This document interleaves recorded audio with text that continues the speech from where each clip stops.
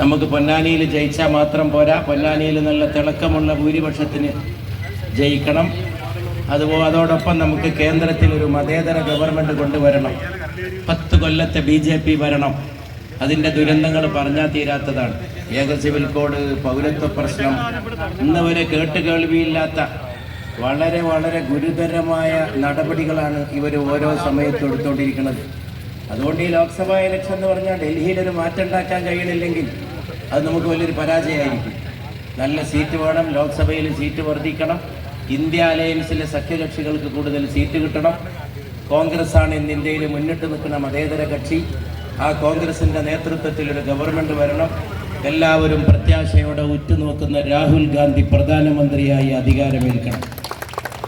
അതിനാണ് പൊന്നാനിയിൽ നമ്മൾ മത്സരിക്കുന്നത്. പൊന്നാനിയിൽ നമുക്ക് കിട്ടുന്ന ഓരോ വോട്ട് ഭൂരിപക്ഷവും ഡൽഹിയിലൊരു മതേതര സർക്കാരിനെ കൊണ്ടുവരാനുള്ള നമ്മുടെ സമ്മതിദാനാവകാശമാണ്. അതിന് നമ്മൾ കൊടുക്കുന്ന ശക്തിയാണ്. അതാണ് ഈ തെരഞ്ഞെടുപ്പിൻ്റെ പ്രാധാന്യം. കൂടുതലായിട്ട് ഞാനൊന്നും പറയണില്ല. ഈ പഞ്ചായത്തിൽ തന്നെ എല്ലാ സ്ഥലത്തും വരാനും എല്ലാവരോടും വോട്ട് ചോദിക്കാനും ആഗ്രഹമുണ്ടെങ്കിലും അത് സാധ്യമല്ലെന്ന് നിങ്ങൾക്കറിയാം.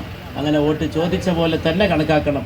ഓമച്ചപ്പുഴയിൽ, നടുവിലങ്ങാടിയിൽ ഞാൻ വന്നുപോയ കാര്യം നാട്ടുകാരോടൊക്കെ പറഞ്ഞ് എനിക്ക് വേണ്ടി നിങ്ങളും തന്നെ വോട്ട് ചോദിക്കണം, നല്ലൊരു ഭൂരിപക്ഷത്തിന് ജയിപ്പില്ല.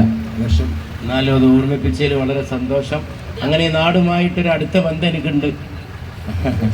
തീർച്ചയായിട്ടും നമുക്ക് സന്തോഷമുണ്ട് നമ്മളെല്ലാവരും കാണാൻ കഴിഞ്ഞതിൽ. അതുപോലെ തന്നെ ഒരു നല്ല ഭൂരിപക്ഷം ഓമച്ചപ്പുഴയെന്ന് എനിക്ക് ഉണ്ടാക്കി തരണം എന്നാണ് ഞാൻ വളരെ വണക്കമായി അപേക്ഷിക്കുന്നത്. ഈ ഒരു മതേതര സർക്കാരിനെ തിരിച്ചു കൊണ്ടുവരിക എന്ന ഉത്തരവാദിത്വം നിർവഹിക്കണം. അതിനെല്ലാവരും കോണി അടയാളത്തിൽ വോട്ട് ചെയ്ത് വിജയിപ്പിക്കണമെന്ന് വണക്കമായി അപേക്ഷിച്ച് എൻ്റെ എളിയ വാക്കുകൾ അവസാനിക്കും എന്ന് വണക്കമായി അപേക്ഷിച്ചുകൊണ്ട് നിങ്ങൾക്ക് കൂടെ എല്ലാവരും ലോക്സഭാ തെരഞ്ഞെടുപ്പ് എന്ന് പറഞ്ഞാൽ എത്രയോ പരന്നു കിടക്കുന്ന മണ്ഡലമാണ്.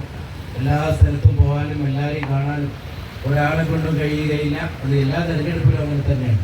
അപ്പോൾ ഇവിടെ ഞാൻ വോട്ട് ചോദിച്ചത് നിങ്ങളൊക്കെ മറ്റുള്ളവരോട് പറയണം.